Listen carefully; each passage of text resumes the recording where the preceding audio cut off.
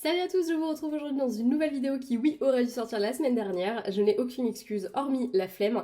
Accessoirement, je suis en train d'écrire la fin de mon roman, donc j'avoue que je suis vraiment focus dessus et du coup, je fais pas attention au temps qui passe.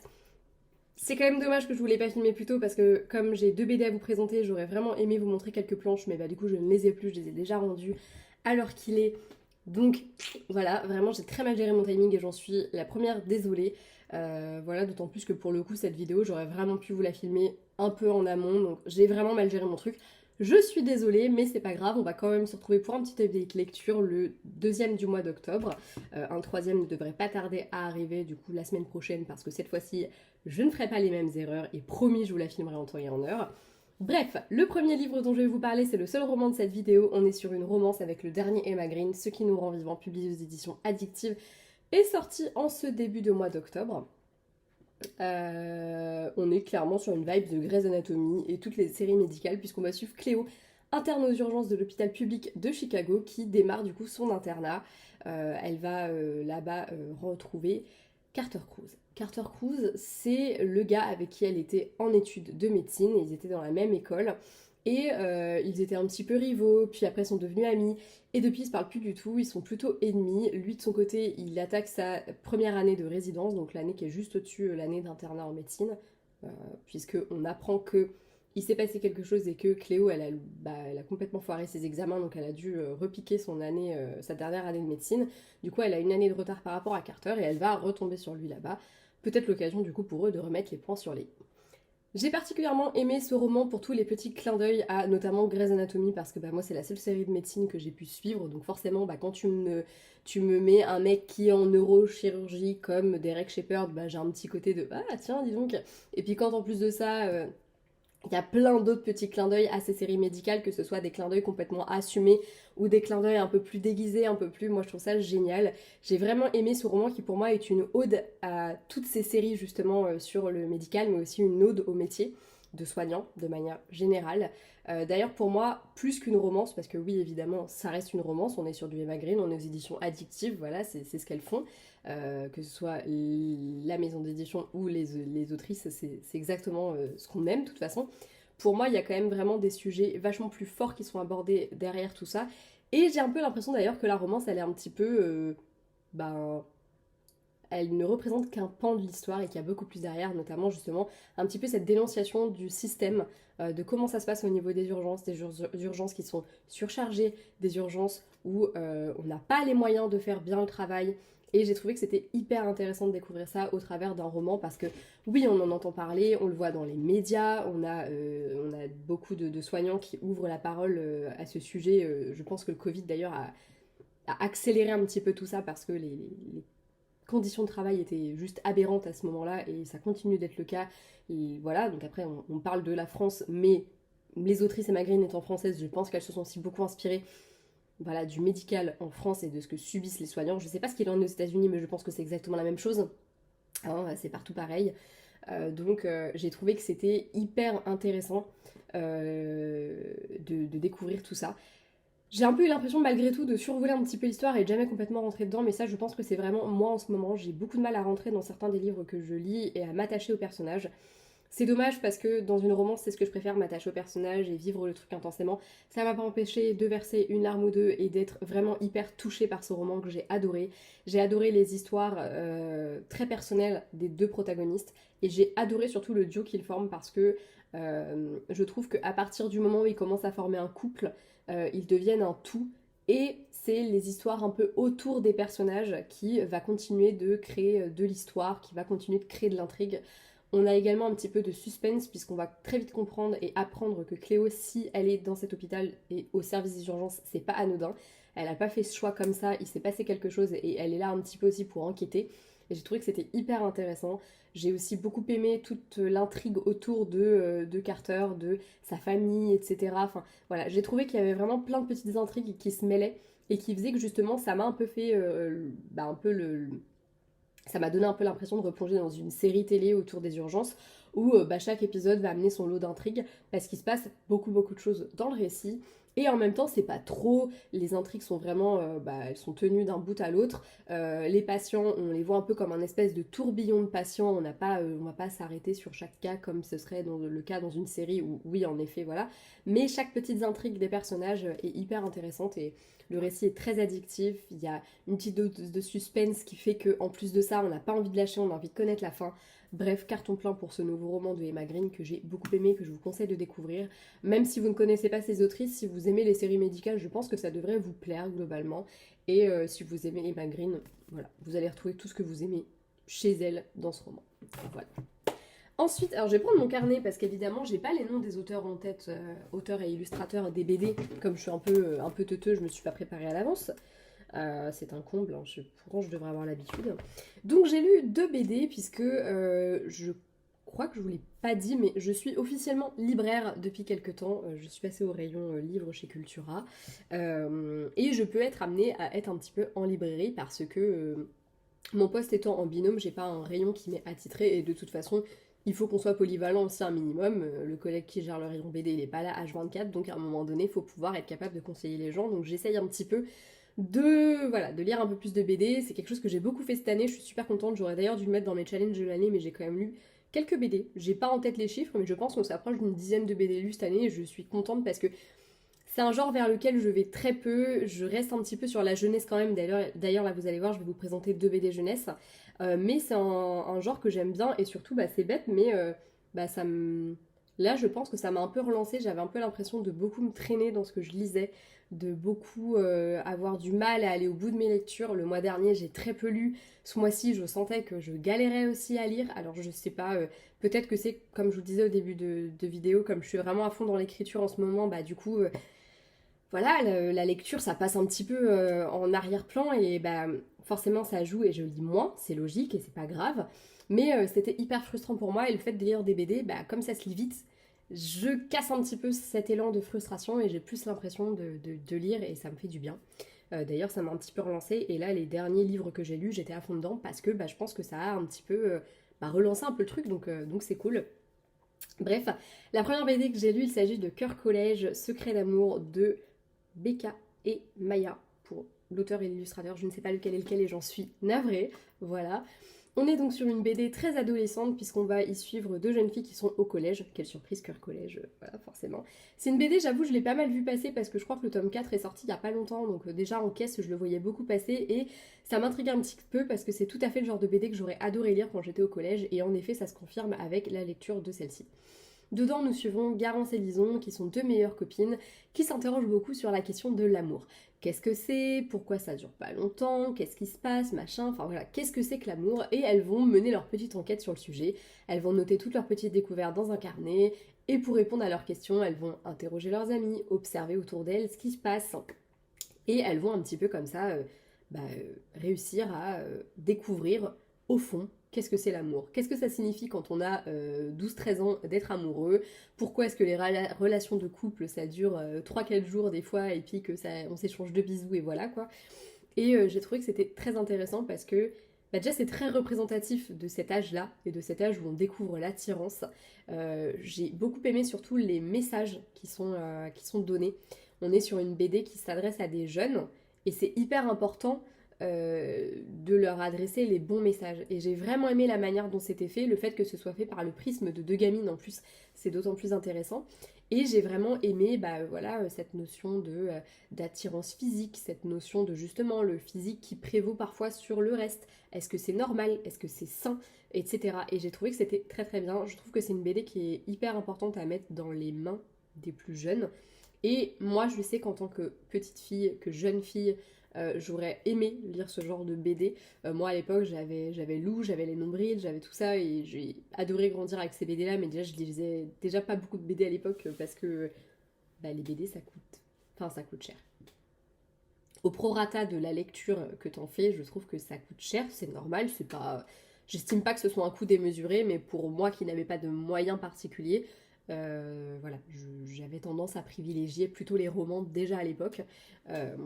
Et c'est quelque chose que je continue de faire. D'ailleurs, les BD, je n'en achète quasiment jamais, ou alors parce que je vais avoir une offre particulière, ou parce que je vais les trouver d'occasion, mais généralement j'achète très très peu de BD, je vais les emprunter, je n'aime plus généralement, et voilà parce que je préfère, c'est ça, il y a un côté très éphémère dans la BD que j'apprécie, mais qui fait que j'en achète très peu, et déjà à l'époque j'en lisais très peu.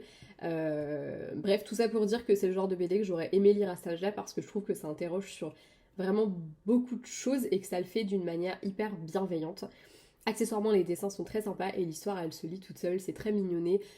Oui, c'est sûr qu'en tant qu'adulte, tu trouves ça juste mignon, t'es pas... mais je pense qu'en tant que jeune fille, tu peux beaucoup te, te retrouver dans les personnages, d'autant plus que chacune a...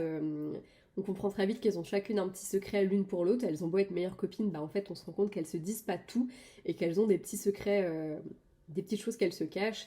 Et même ces secrets, bah moi ça me parle beaucoup, notamment je pense aux petits secrets, bah en fait les deux d'ailleurs, les secrets des deux me parlent beaucoup parce que c'est des choses que j'ai vécues aussi étant plus jeune. Et, euh, et je me rappelle d'ailleurs avoir posé des questions en faisant genre, c'était pas pour moi que je les posais à mes copines pour essayer de savoir bah, comment est-ce qu'elles vivaient les choses et si bah, elles aussi elles vivaient les mêmes choses que moi.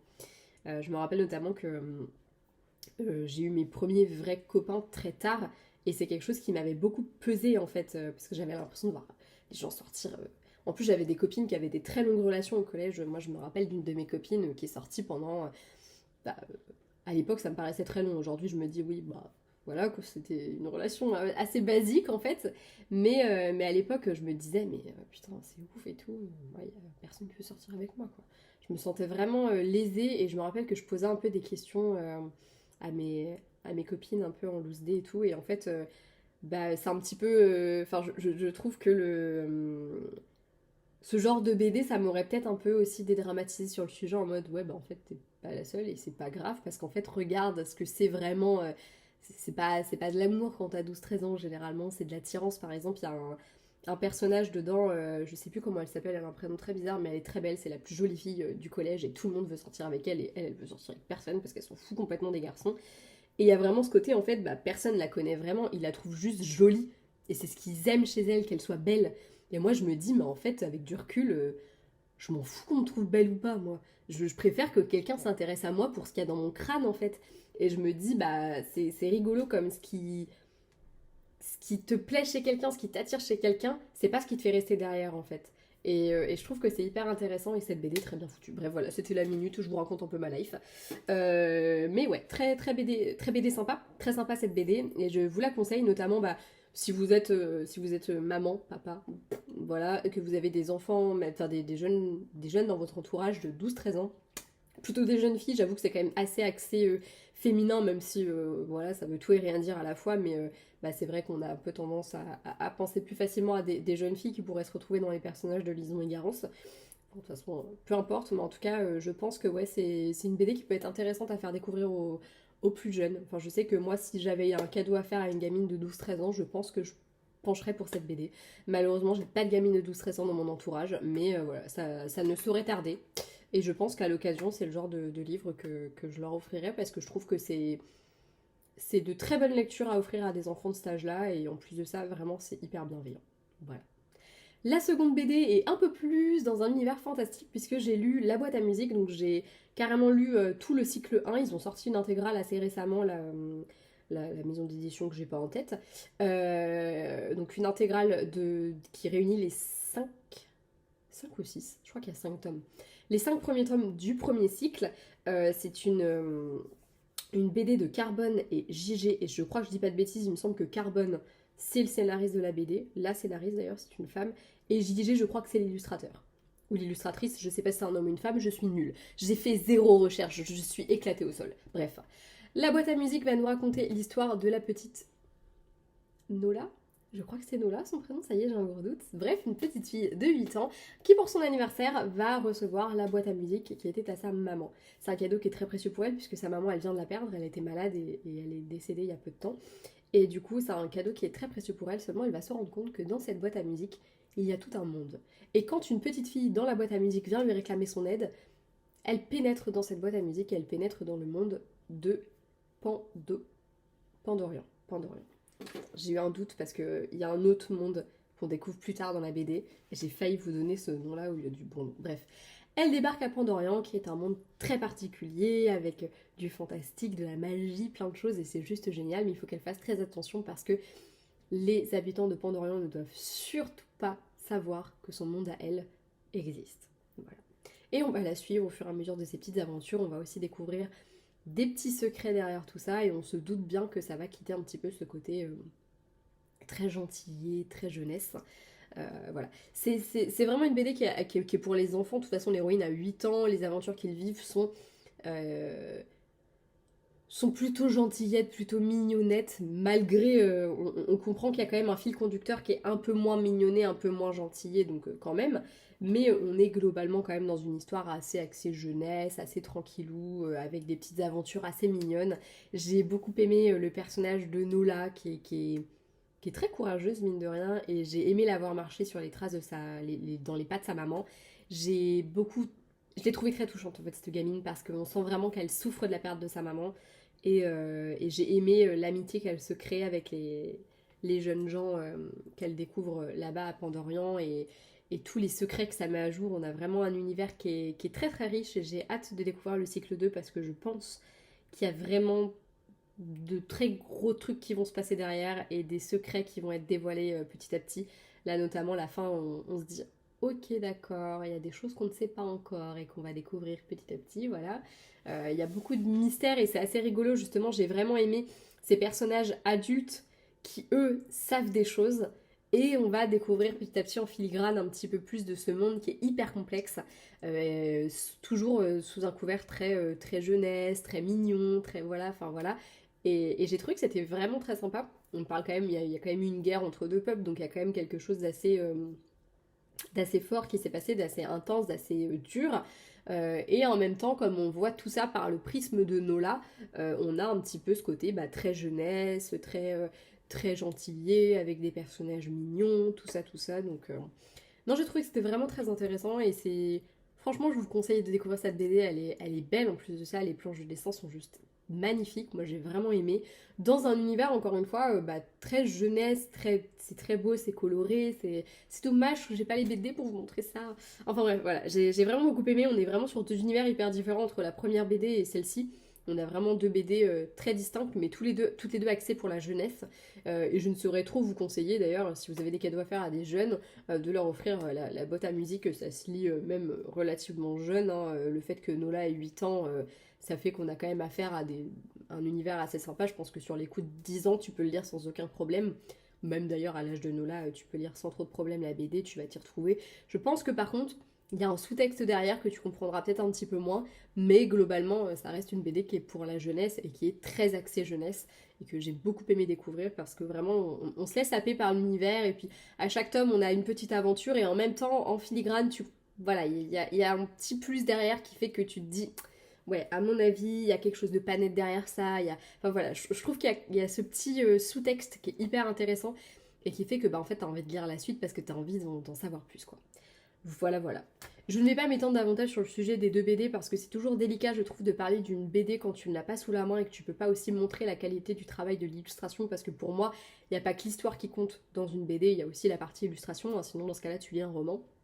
Et je trouve ça dommage de ne pas l'avoir pour pouvoir vous la montrer. J'ai vraiment mal géré mon coup et je m'en veux beaucoup parce que j'aurais vraiment aimé pouvoir vous parler du travail d'illustration avec un objet sous la main.